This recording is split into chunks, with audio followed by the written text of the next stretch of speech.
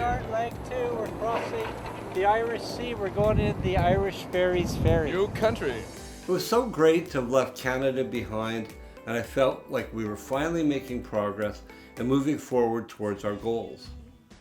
With a view to a kill. My good friend and unconditional supporter, Barbara Broccoli, the producer of many James Bond movies, had generously agreed to pay for our publicists to promote the Round the World Challenge. But you have use of your arms. A lot of people assume that quadriplegia means absolutely no use of the upper limbs.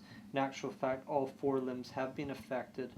In addition to working with the publicists, I was also in constant contact with our shipping agents to make sure the ship was going to arrive on time with the delicate freight intact. My truck, affectionately nicknamed the Big Black Beast, was my independence and our only mode of transportation. There was no rest for the wicked, as we were scheduled for an early morning television show, which we had to wake up for at 3:30 a.m. Okay. I finally received a much anticipated phone call from our Coonanagle representative that the containerized vehicle had finally arrived in Dublin. So we'll just talk you through it, okay? Okay. What's the GB? Big go. Keep your wheels straight. Hard. Within 1.5 hours of the ship's arrival, we'd cleared customs. It was a great feeling for me to be back in the driver's seat.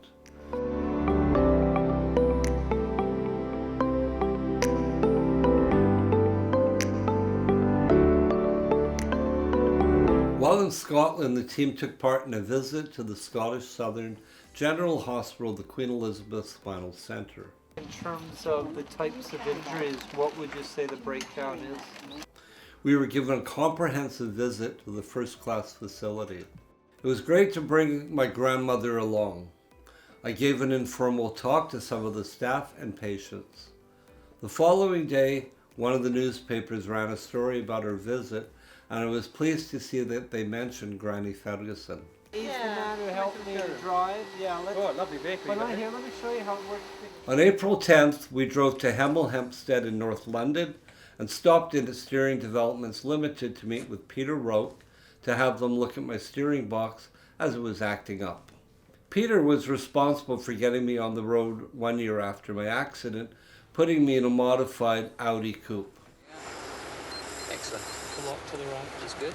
That's good. Brake on. Brake on. Acceleration. Good. With the steering box dismantled, we took a taxi to the Royal National Orthopaedic Hospital at Stanmore, the very same hospital where I recuperated for 7 months following my spinal cord injury. There I was greeted by Joanne Harrison, Communications Manager for the Centre, Jennifer Pierce, CEO of Backup, and Dr. Peter Middleton, my consulting doctor, a physiatrist. I love him. He understood me as a human being. That is absolutely superb. Now, 16 years after my injury, he still remembered me and my contribution to people with spinal cord injuries. I went for a long visit around the rehabilitation center. Millions had gone into it, also into research.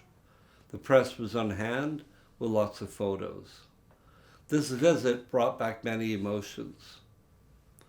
Meanwhile, the truck was still sitting in the shop in Hemel Hempstead. You let an able-bodied person drive my truck, but on this occasion, I've got no choice, As it turned out, it wasn't the truck's steering box that needed repair, but its transmission. We arrived at Automatic Transmissions in early afternoon, and as fate would have it, it was probably the only place in England that could help us in such short notice.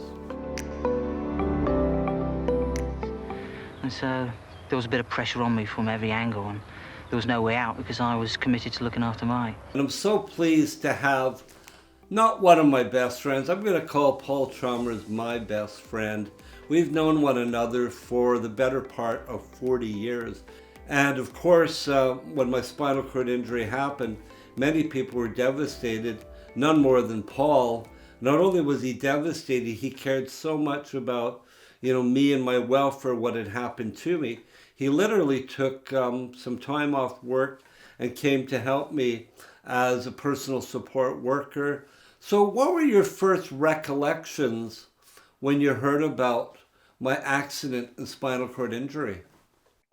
Well, the thing is, Mike, back in those days, we were, if you remember, you were mainly doing the Blue Peter show, and they were recording you going to Curtains Farm to do the ski jumps off the ramp into the lake, which I think they filmed.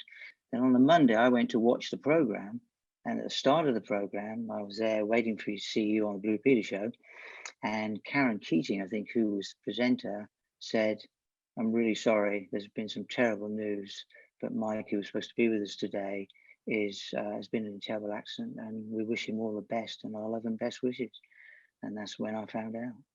Okay, Paul, I recall how you were one of my very first friends to treat me like the old Mike. Why do you think people in general have trouble accepting people with disabilities as fully contributing members of society, as equals? It's because they don't have experience of disabilities. You know what it's like. Everybody's fine, everything's great, you've got a family, you've got a job, everything's great. And you don't think about disability, and then Sunday your daughter fell off the horse, your son crashed his motorbike. It's the people without disability you got to teach about disability.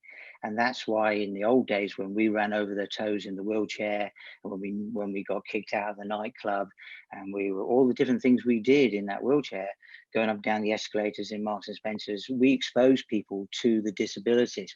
What the heck is this? And it makes them think, doesn't it? And I think that no one thinks about disability unless it's you. As a segue, you were an accomplished athlete. Why is an active lifestyle important for all people with disabilities? Well, I mean, it's massively important for disabled people as opposed to able-bodied people, because like yourself, I mean, how many muscles did you get left with after your paralysis, Mike? What do you think? Going at a guess, 2, 4, 8, 9 muscles. We'll forget all the very intricate muscles, stabilizers, but your main muscles, we know you have your biceps, your deltoids, trapezius, some of the rhomboids, upper neck. Look at your neck, it's much bigger. But if you've only got 6 muscles, people think, oh, I've only got 6 muscles, my life's ruined. But you've got to say, I better make these 6 muscles so bloody strong because I'm going to need them. To be still is to die. What are the most important issues affecting PWDs that you would like to see addressed in Britain and indeed around the world? Well, I think the main thing, Mike, is inclusion. To be included, you can't. Some disabilities you have to go to a special school and have that pace to learn things, but you've got to be included in everything, because again, as I said before, if you've hurt yourself, well, definitely if you've been born, but if you've hurt yourself and you've been paralyzed or injured or blind or whatever for a year, you don't need educating about anything. You'll be clued up to the hilt with it. But it's the public that need to have you nearby to see you, see your struggle, see your anxiety, your fear, to be included as well. We need to be together. You ran over their toes. We knocked people over in the nightclub and got kicked out of the nightclub. Yep. I carried you onto a 747 on my back. They saw it and they said, what the heck is going on here? And that's the education. I got to say, Paul, it's been a pleasure hooking up with you, linking up again. Thank you for taking the time out. Thanks again, Paul. Lots of love to you and the family. Great, you too, buddy. Over and out. See you guys. All right. Take care. Bye-bye now.